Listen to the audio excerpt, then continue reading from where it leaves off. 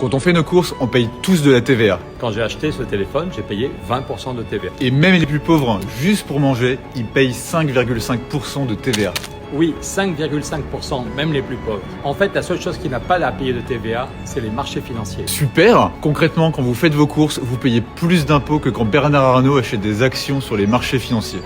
C'est pratique quand même. Oui, c'est pratique, mais en vrai, c'est obscène. Quand on voit qu'il faut de l'argent pour les hôpitaux, pour les agriculteurs, pour lutter contre le dérèglement climatique, c'est obscène qu'il n'y ait pas du tout de taxes sur les marchés financiers. Surtout que les marchés financiers battent des records presque toutes les semaines. Il n'y a jamais eu autant d'argent sur les marchés financiers. On a une solution, c'est une petite taxe sur les marchés financiers.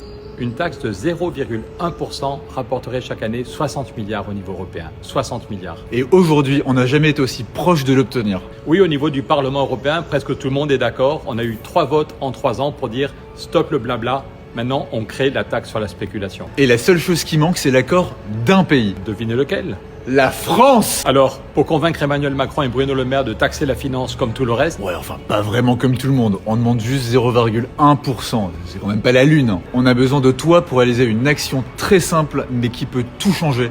À l'aide du lien qui est dans notre bio, tu peux signer la pétition pour une taxe sur la spéculation. oui, j'en suis sûr, on peut gagner. Alors, ensemble, taxons la spéculation.